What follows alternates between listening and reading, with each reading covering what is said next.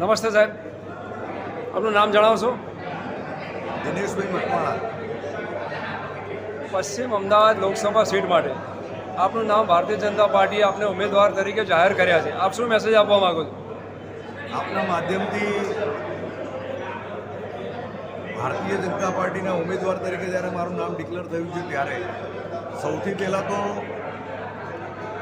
વૈશ્વિક નેતા, આ દેશના લોકપ્રિય, જેમને લોકો આપણા નરેન્દ્રભાઈ તરીકે ઓળખે છે એવા નરેન્દ્રભાઈ મોદી સાહેબ, દેશના યશસ્વી ગૃહમંત્રી આદરણીય અમિતભાઈ શાહ સાહેબ, પ્રદેશ રાષ્ટ્રીય ભારતીય જનતા પાર્ટીના અધ્યક્ષ માનનીય જેપી નડ્ડા સાહેબ, પ્રદેશ અધ્યક્ષ આદરણીય સી.આર. પાટીલ સાહેબ, ગુજરાત પ્રદેશના મુખ્યમંત્રી આદરણીય ભૂપેન્દ્રભાઈ પટેલ સાહેબનો હું હૃદયથી આભાર માનું છું. પશ્ચિમ ઉમેદવાર તરીકે તમે જાહેર થયા પશ્ચિમ લોકસભાના નાગરિકોને આવતા 5 વર્ષ તમે શું સેવા તરીકે વધુ ધ્યાન આપશો?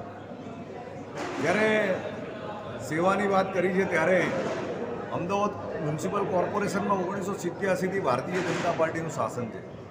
1985થી રાજ્ય સરકારની અંદર ભારતીય જનતા પાર્ટીનું શાસન છે.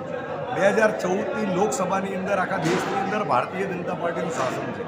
વિકાસનું એક પણ કામ બાકી રહેતું નથી. પ્રજાના સુવિધાના, સોસાયટીના, ચાલીઓના, નળ ગટર, પાણી, આરોગ્યની તમામ સુવિધાઓ, અદ્યતન સુવિધાઓ એ અમદાવાદ શહેરની અંદર છે. આજે પરિસ્થિતિ એવી છે કે નરેન્દ્રભાઈના નેતૃત્વની અંદર જ્યારે મને તક મળી છે ત્યારે એટલું ચોક્કસ કહીશ કે વૈશ્વિક કક્ષાના કામો જે અન્ય દેશો સાથે, વિશ્વના મહાન દેશો સાથે આપણે હરીફાઈ કરી શકીએ અને એના કરતાં પણ સારા કામ કરી શકીએ. તમે હમણાં જ જોયું હશે તો બોમ્બેનો સીલિંગ, કલ્પના ના કરી શકો એટલું મોટું અદ્ભુત કામ.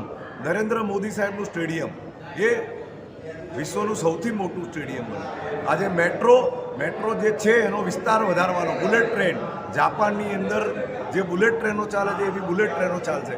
વૈશ્વિક કક્ષાની યુનિવર્સિટીઓ બને, મેડિકલ કોલેજો બને, શૈક્ષણિક સંસ્થાઓ બને અને ખાસ કરીને તમે જોતા હશો કે ઇસરોના સાયન્ટિસ્ટોએ જે ચંદ્રયાન ઉપર જે મહેનત કરીને આખા દેશને સફળતા અપાવી છે, તો વૈશ્વિક કક્ષાના કામો આદરણીય નરેન્દ્રભાઈની સરકાર કરવાની છે, અમિતભાઈની સરકાર કરવાની છે, તો હું પણ એમાં સહભાગી થઈશ.